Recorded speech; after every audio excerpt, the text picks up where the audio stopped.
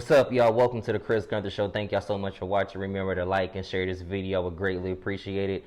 Sitting down with a literally living legend on the courts and in theater. Without any further ado, the Chris Gunther Show welcomes James Major Burns. And unlike you, he woke up like this. What's up? I had to throw that in there, man. You know what I love is when other people introduce me. Because I think I do a really good job of introducing myself. But when somebody else is excited to introduce you, it's just something about introducing your friend or someone you know, like, not only is he right here with me, he's in your living room. Ladies and gentlemen, this is Chris Gunther of The Chris Gunther Show. That's what I'm talking about right there. But good to see you, though, man. You too. Intentionally. Literally, because like we always run into each other in other places and we just kick it at the events, but it's good to see you, bro. You too. Let's get right into it. The Color Purple is literally a few weeks away from opening day. How's that feel, man? It is, you know, I'm 30 now. So this year, especially coming out of COVID, it just feels like, for me, grateful to be back in theater, on the stage. And this show means so much to me because of the story. Mm-hmm. It's a part of my lifetime. It's a part of my lineage or in my relationships with like people in my family. It's like a moment. And I'm very thankful and grateful that we have this moment to share with Youngstown. You had just mentioned coming out of COVID, you know, the last time the playoffs was, I want to say, up and going, Dreamgirls was going on. Yes. And there was a lot of great feedback from that show. 2020 hits, shuts everything down. How great is it gonna feel to get back out there on stage? It feels like new, like the first day of summer, the first day of spring, that the first day of fall when the weather starts to change. And you're like, you can just. That's how it feels. It's like, all right, we're back, and I'm not nervous. I'm just like ready. It's almost like I've forgotten how it feels to be in front of people in the audience waiting for us to come out and share with them. Because that's how I feel like we're sharing this with you all. So, and then we're going to be downtown at the Dior on that huge stage to bring this show, our show. That's how I feel. It's our show, it's our community, and it represents people. And I'm lucky to do it with a cast full of so many talented people that a lot of you do know, and a lot of them are my closest friends. So just sitting back and just watching us do this, like, it's living the dream. And sometimes you want to get to a place and make a lot of money to pay the bills and stop going to clock in for other people, but it is living the dream, and that's how I feel. I feel like I just feel so lucky to be doing this with these people and bringing this show here, like I said, to share this moment right now. And I hope that it touches people, and it's what I feel like I do to try to help make a change and impact. Is this the first time that you're doing a play where literally every cast member is a friend of yours? Dreamgirls probably was the other one where I literally knew everyone. I don't know if it was like my first experience with anyone in that show. There were a couple people I think I met, maybe one person in The Color Purple I think I met. She is, like I said, I'm 30 now, so she young, she's in a different generation, so I don't know when we would have met. And, I probably out of school for a few years or however many years when she was still in school. And then she goes to school, away from home. So she's an amazing singer, but I'm glad that I met her. But you know how that is, we're only strangers for the day we meet, and then after that, it's like, so okay, true. Let's go. You the kind of person where you be around you once, you be like, I know this dude now. Like, that's just how it is, man. Because I hate doing the whole, like, hey, how you doing? Do I know you? Do we know each other today? Are we? Because I don't, people be, I'm like, we don't need to be friends. I'm just saying hello. Try to share, spread some positivity. That's needed. This play deals with a lot of things. It deals with separation, deals with discouragement. It deals with really trying to get back to the place of happiness. How much of this character that you're playing in this show, how much do you identify with this character? I am playing Mr., and that's Mister, period. I was trying really hard to find those things that I identify with in him. And I think the most thing we have in common is when he feels like a kid when he's talking to his father. Because how he portrays himself in the movie, like the way he treats silly women, his son, I don't, I'm not that type of person. I've never talked to anyone like that or treated anyone that way. So when I was trying to connect to the character, I'm like, I don't know how to like be this person the way it was back then. He's trying to get Nettie, who's a young girl, but he wants her. And we have a scene where I'm trying to get Nettie, and it was hard initially to even think of that. I felt like, I was like, I just would never want to be that person. But that's not up for me as the actor to judge my character. So I tried to connect to him as a human being because that he still is. And a lot of things that he learned from his father who was a slave.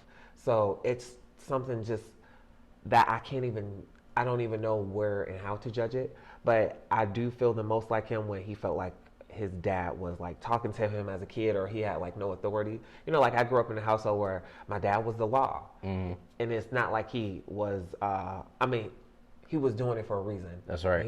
He had 5 young boys. He was training us up to be men and did an amazing job. My dad is my hero. Man, your pops is an OG, man. It sure is, man. But it's a heavy load, but I do feel like that part right there as far as, and if you guys remember the movie, like how his dad talked to him and everything, I used to feel that way for a lot of my adulthood. Like, damn, I just feel like a kid every time my dad talked to me. I'm like, I'm like, when is it gonna feel like we're here? But that's what I had to relate to with Mister. You in that part we're talking about fathers and how you still kind of felt like a kid, but you continue to elevate and you continue to grow. How much of an impact has your dad had on you? My father is my foundation, mostly as a person. My parents. But I realized when I was in my early 20s how many people I knew who did not have their dad in their home or in their life at all. And how much of a difference it made in me when I went to live with him my high school life. Like when I got to freshman year, moved in with my dad and my stepmom. And he was always in my life, and him and my mom were together, so we lived in a household. Right. Then they got that divorce, so from like 8 years old to 12 years old, I was living mostly with my mom. And my dad was coming in, but he didn't stay there. It's a difference when that presence is in your life the entire time, and I have to answer to him the entire time. And I was more afraid of my dad than anybody else. I don't care what anybody says. Ain't nothing scary than, I'm going to tell you, daddy, you straighten up quick. You like, shoot. Like, and I felt like I couldn't get away with anything with my dad. One time my dad, he had a nice car, and he was like, go do this for me and come right back. And I'm like, okay, cool. I stopped down at YSU to see my friends, and I was like, okay, I need to get home, but do I go on the freeway and speed home, or do I go the back way? Which way would he catch me? I'm like, I'm gonna just get on the on the freeway and speed home. And he calls me as soon as I get on the freeway. And he's like, where you at? And I'm like, I'm in Struthers. I'm lying. I'm not in Struthers. I'm just getting on the exit on the freeway. He was like, I just saw you in my car, boy. And I had this rule. I was like, I would lie 3 times. But after that 3 times, I'm just going to give in because I was like, no, that's not me. He was like, I know what my car looked like. And I'm like, he got these certain kind of rims, windows tinted. He knows this is his car. It's not just like that was the car. And he saw me and my brother. But he just knew. And it was always like that. I'm like, how did he just know all the time? But he's the roots to my life. Him and my grandfather, I would say those 2 men, they're like the brain and the brawn in different ways. And I just feel my grandfather is Jimma McWilson, for those of you who may not know. I just feel so lucky to have had those men in my life the way I did, especially growing up the way I did, how I dealt with myself for years, just having the both of them, and then even coming out as queer, still having them in my life the way they are for the fears that I had. I just feel so lucky. Like I said, my dad and my grandfather are my heroes. Every time I've seen your dad or been around him, he's always spitting out knowledge, always talking to you as if he's known you for so long. And it's rare that you find those community pillars, the OGs that, we call them, and they're extremely important. So anytime I see him, no matter where I'm at, I always go chop it up with him. We chop it up about anything for about 5 minutes, 10 minutes, don't matter, because he's just a real solid dude. He cares. And even though he's not like emotional in the sense of like the conversation may come off a certain way, like my dad's like a tough guy, but he cares. And it's everybody's dad essentially, and sometimes he might not ask you, he might just tell you. But I respect that about people from a generation where it's just, let me go ahead and listen. Like it's something about like Monica Jones, the dean of Youngstown Rand Early College. When she was my senior advisor, I felt like I need to just go ahead and listen to her because it's, she had that my aunt, my older sister, my mom vibe.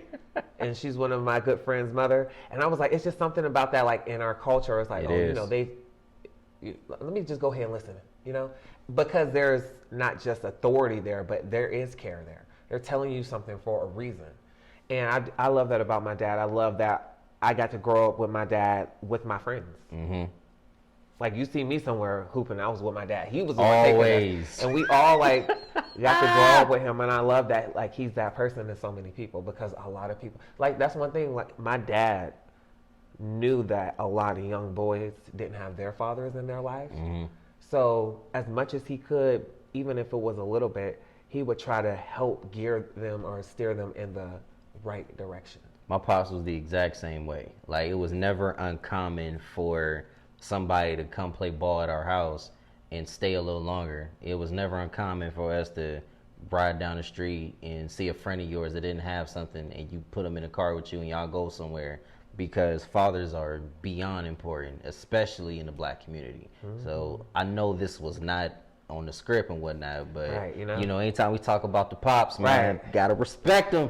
That's how it's supposed to be. Let's go ahead and shift gears now back to the Playhouse. You and this amazing cast putting on The Color Purple. How have the rehearsals been? The rehearsals have been amazing. And just so we're clear, The Color Purple opens September 24th. A couple weeks. And it goes Friday, Saturday, Sunday. Then it closes on October 3rd the following week. So it'll be that Friday through Sunday. Then the next weekend, Friday through Sunday. October 3rd happens to be my birthday. So if you want to come and see me on that night, instead of throwing flowers, throw me some money. Yo, birthdays. Sabrina Johnson, we're filming this on your birthday. Much love to you. One of the best friends since I was in second grade. So you said birthdays, I gotta give a shout out to my homie Brina for her B-Day, but like you were saying. Yes, that's my girl. We'll be seeing her this Saturday to celebrate her. I already know, but man. Yes, the rehearsals have been like for me, it was a difficult process in the beginning because I felt like I was starting from zero. I have listened to The Color Purple, the musical, many a times. Cynthia Erivo, Jennifer Hudson, Daniel Brooks on the soundtrack are amazing. But I didn't really listen to Mr. as much because I always sing along with the girl parts. I just always sing because they be singing. They be singing. If you don't know who Cynthia Erivo is, please look her up. She played Harriet, and Harriet told me in the biopic. But the overall process has been amazing to watch new people get into something and try and just give effort and be afraid, but just be brave through it all. Mm-hmm. And a lot of these people are talented. They may, sing or have danced or, especially they all, most of them sing in church, but this is a structured program. So they came with what they had as their strengths and they used that. And then they just I'm just so happy and just proud of them, especially with it being a Black show. We had more people audition for this show than Dreamgirls. So I'm happy that we have the representation here, and I hope they all come back. They just look so excited. I do, please come back. We need you here. Who is please come out. Who was the cast member that surprised you the most in rehearsal? And you're like, wow, I did not expect for them to pull out that kind of performance, at least not at the beginning. The one that has, I don't even want to say surprise, but like blown me away, or I've been excited, and I guess what surprised me, but not really surprised, would be my son, the heir to my throne, Wayne Bonner, because he was very weary that he would get the role because he looks so young. And when we auditioned on our way home, he was very sad. And I was like, hey, I just wanted, if he wanted to talk about it, we could. If he didn't, it would be okay. So I was talking to him, and he was like, I just don't feel like I'm going to get it because I just look young. And I'm like, you know what? Sometimes that's a blessing. Sometimes it's a curse. I said, but be thankful. Seriously. That you do. But I'm like, you got called back. So that's all you got to go off of, and we're going to go back tomorrow. You're going to give your best. So he got the role, and I felt like he was nervous in the beginning. But watching him grow and work on it and become Harpo, he is Harpo. That's my boy. That's my boy in real life. So being able to play his father on stage, I'm just so excited. But watching him work so hard, and then I've just been along with him on his journey for so long, just watching him grow into this role has been so pleasing. It's been satisfying.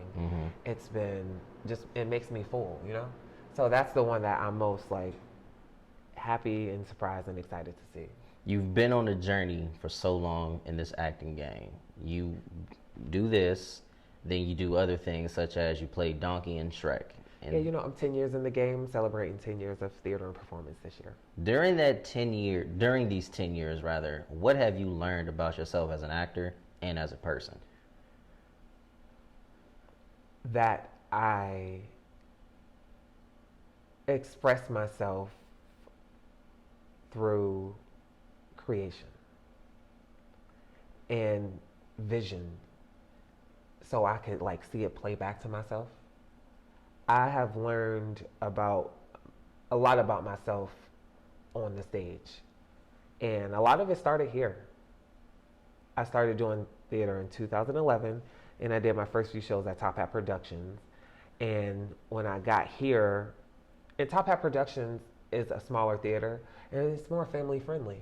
So got here, you could kind of cross boundaries, and things could be satire, it could be a little bit more risque. And I got into a show, Legally Blonde, where I had to play this character that was a lot like me, but I was afraid to be in real life. And that was one of the first walls that broke me into just realizing that I can't be afraid to look silly. And over the years, I've gotten to live out my dreams, doing everything I've ever wanted to do, doing almost every single role I've gotten to do. And I've got to learn patience. I've gotten to grow my work ethic, and it's taught me how to do it outside of the stage. I've just really come into myself and gotten to know myself over and over again, and love myself through working on stage and working with other people. And I'm thankful to do it here because it's a historic place, and that's how I look at our city. Just like I go somewhere else, I went to New Orleans and I wanted to know about New Orleans culture. And we have a culture here, and I've been very grateful to be a part of it because I feel like a 30-year-old man now. That I'm finally just into myself. And I feel relaxed. I feel comfortable. I feel calm, confident. And nothing can really move me. I feel like I am the tree and my roots are solid in the ground. The leaves leave every year, but they come back. Sure do. They really do. There's no way I can have you on here. Of course, we know about you as an actor. I met you as a hooper growing up. Hey, you know, people don't so know, we but I gotta like to go ahead remind and hit them, on that one time for the one time. come out for charity. I do come out for charity and maybe money. Let me tell y'all this, man. Growing up, I remember you, Alan, my oldest brother, myself. I was a kid. I couldn't really hang with y'all as much. Just gonna be honest, I couldn't do nothing with y'all. But as we got older, games started to develop. I felt good. We played in this basketball game back to the 90s event, and so much fun. It was so much fun.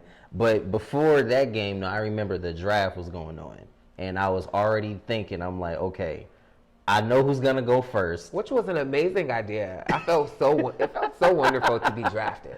I was like, are they gonna argue over me? Like, No, are they this gonna is show my when stats? I knew I was gonna win, though. Honest to God, after we got all the players in the league, Right, because they had the first half with the people who what were happened playing was leagues. the league players we got our dibs on them first. I was like, all right, good. Because they play every day. They you do. know? Most of them do, at least for the most part. Right, weekly. And all I know is I said, if I get James, I'm gonna win. Bruh, when I seen your name was available, I'm like, well, he was an MVP in the last game. Y'all must have forgot. I'm gonna draft him. Man, when I got you, I'm like, there's no way we're gonna lose now. No way possible. When you got, first of all, already it was you. So I was like, I just wanted to be on your team, period, to make it clear. I can't remember who the other captains are, Love King. But I was like, I want to be on Chris' team because I know we could play well together. Yep. I know we go hoop. And then when you pick Phil, I'm like, he loves basketball. That's a given. He gonna make sure, he gonna do everything. I played with him before. He's a great player. I'm like, we good. And then I heard about the guy Taylor. Yeah. That's Norman's brother, right? Yep. I was like, well, I'm sure he's good because if he grew up playing with Norman, Sure did. they have to be of the same cloth, you know? And I loved it. So man. I was like, I keep hearing great things about him. I always call my brother because Alan be knowing. I'm like, you know this dude Taylor? He's like, oh, he a beast. I'm like, all right, cool. Yep. Taylor is the kind of player, and somebody asked me, what was it like playing with Phil and Taylor at the same time? And James, I told him, here's how I look at it. Phil is on the mindset, I'm going to kill you. Yes. I'm going to destroy you. Taylor is like the LeBron. He's going to get everybody involved, but he's going to kill you in the process. We cut from the same cloth. We just want to win. Come on. We just want to win the game. Yeah, we could be the role players. We could be the supporting role. Like, we just It don't want to matter. win, dog. What I liked about Taylor, I love playing with people like Taylor because he could be the person creating everything. But when things needed to shift, I loved watching because I love basketball. I grew up loving it. That's what everybody And it's forgets fun. too. And I love these things. I love watching us do all of these things and these super crazy, athletic abilities we have. But at one point, he's like stepped back and he started hustling it on defense. He was everywhere. Man. He was switching. He was calling stuff out. Making the And I right was just plays. I'm like, all right.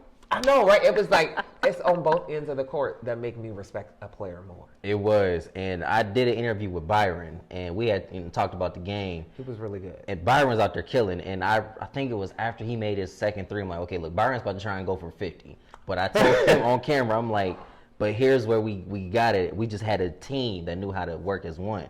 Because we didn't care who was going to get, 20, 30. But we knew we were just going to. Byron was definitely on his James I Harden. caught her. I told him, I'm like, bruh, because I'm a pretty good defensive player, but I'm like, if I got to exert all this energy guarding him, I'm not going to have anything for my own self. So I'm like, all right, Byron going to get his, but let's just figure out a way to neutralize everyone else and get ours.